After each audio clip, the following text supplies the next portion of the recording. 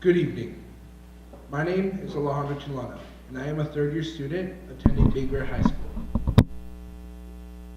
In society, the norms established in previous generations are becoming less applicable in the American household. 40 to 50% of all marriages now end in divorce, and the average American family now requires 2 annual incomes in order to afford the price of living without government relief. As a result of this subsequent shift, many men and women are left filling the gaps left of the opposite sexes.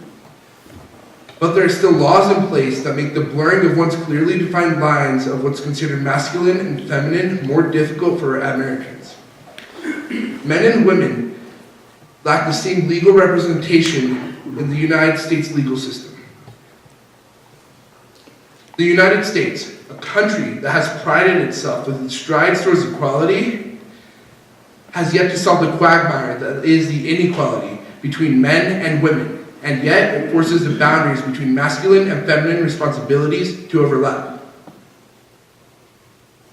In 1923, a failed amendment was proposed to Congress, written by civil rights activist Alice Paul.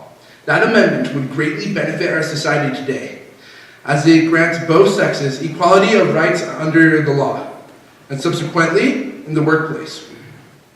In regards to corporate America, the passing of the Equal Rights Amendment would be very beneficial for women. In an article written by the AAW, in STEM fields, employers are far more likely to hire men over women.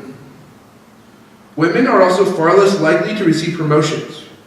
In a study done by McKinsey and Company and Leanin.org, it is revealed that women are 15% less likely to climb up the corporate ladder in comparison to their male counterparts. Although the same study states that 12% less women want to hold a top executive position in the business that they currently work in, it also states that women are 20% more likely to remain with their companies if they are at the senior vice president level.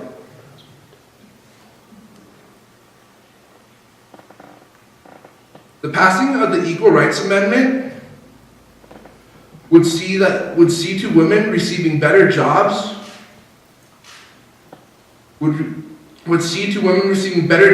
with higher pay, which would help close the wage gap between men and women. Women would also receive more promotions, and as a result, they would have more standing in companies that lobby politicians. If women are able to climb up the corporate ladder enough to influence the lobbying companies participate in, then women's rights could potentially become much more protected. So clearly the Equal Rights Amendment will benefit women, but how will it benefit men? Well, the Equal Rights Amendment will actually mutually benefit men and women in the U.S. legal system because it will require both men and women to be seen as equal in the blind gaze of the law. On average, women receive 63% shorter jail sentences and are twice as likely to avoid incarceration if convicted of a crime, according to a study by Michigan professor Sonia Starr. Women are also much more likely to receive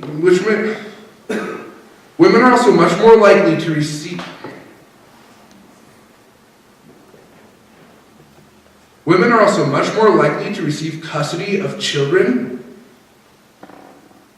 in divorce cases. They receive primary custody of children 68 to 88% of the time, depending on the county. Although women are far more likely to ask for custody in comparison to men, the Equal Rights Amendment will most likely see an increase in men becoming more involved in the life of their children, as they would be held as accountable for the well-being of their children as women would. The passing of the Equal Rights Amendment would also, the passing of the Equal Rights Amendment would also see males with custody receive their mandatory child support much more often. According to the U.S. Census Bureau, 37% of males who are supposed to receive mandatory child support do not receive it. That's 13% more than women.